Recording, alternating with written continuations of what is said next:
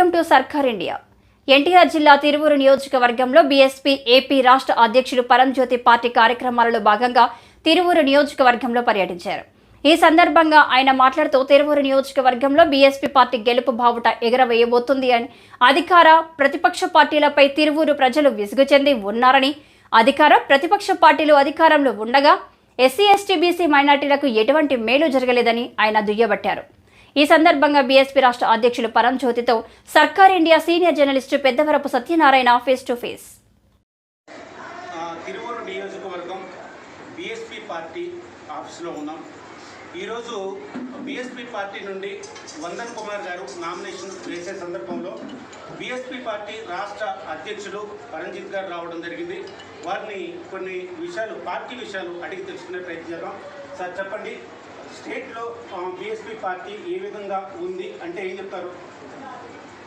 స్టేట్లో BSP party వాస్తవానికి ఉన్నటువంటి రాజకీయ పార్టీకి భిన్నంగా ఉంది.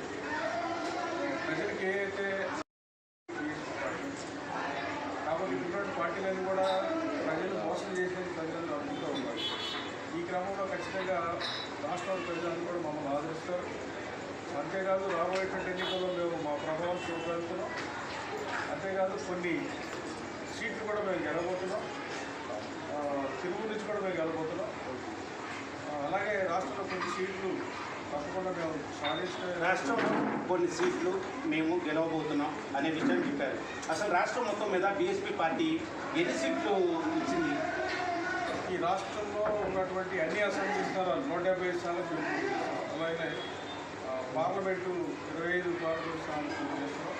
అలాగే మా ఎన్టీఆర్ జిల్లా నుంచి పార్లమెంట్ అభ్యర్థిగా మేకా వెంకటేశ్వర గౌడ్ కూడా రోజున పోటీ చేస్తున్నాడు. అయితే సార్, ఇప్పుడు తిరువూరు నియోజకవర్గం వచ్చే వరకు ఉంది అనేది మీకు వచ్చిన సమాచారం. ఇక్కడ కూడా ఒకసారి పరిశీలిస్తే ముఖ్యంగా 3 పోటీలు కనిపిస్తూ ఉన్నాయి. ఇక్కడ ప్రధానమైనటువంటి వైసీపీ టీడీపీతో పాటు మేము ప్రధానమైనటువంటి పోటీలో ఉన్నాం. మిగతా 2 అభ్యర్థులు కూడా సరైనటువంటి ధీటైన అభ్యర్థులు కాదు అనుకుంటున్నాం. ఒకటి ఏంటంటే, ఎవరైతే వైసీపీ తరఫున పోటీ చేస్తున్నారో అతను మొదటిదాకా టీడీపీలో ఉన్నాడు. ఇప్పుడు కేవలం ఈ కేసినేని నాని అనేటువంటి ఒక అతను పార్టీ మారితే ఈ పార్టీ మారింది. అంటే ఈ వాస్తవానికి ఈ ప్రజలకి ఈ నియోజకవర్గ ప్రజలకి ప్రాతినిధ్యం వహించేటువంటి ఒక వ్యక్తిగా లేడతను. కేవలం కేసినేని నానికి ప్రాతినిధ్యం వహించేటువంటి ఒక ఏజెంట్గా ఉన్నాడు. కాబట్టి ప్రజలందరూ కూడా ఈ విషయాన్ని అర్థం చేసుకొని ఇతర నాయకత్వంలో ఇప్పుడున్నటువంటి బహుజనులకు మేలు జరగదనేటువంటి అభిప్రాయంతో ఉన్నారు. పూర్తిగా అతను వ్యతిరేకించేటువంటి వాతావరణం ఉంది. అలాగనే టీడీపీ నుంచి పోటీ చేసినటువంటి వ్యక్తి కూడా ఇక్కడ లోకల్గా ఉండేటువంటి కాదు, బయట నుంచి వచ్చినటువంటి అతను. కాబట్టి ఇక్కడ తెలుగుదేశం ప్రభావం కూడా చాలా తక్కువగా ఉంటుంది.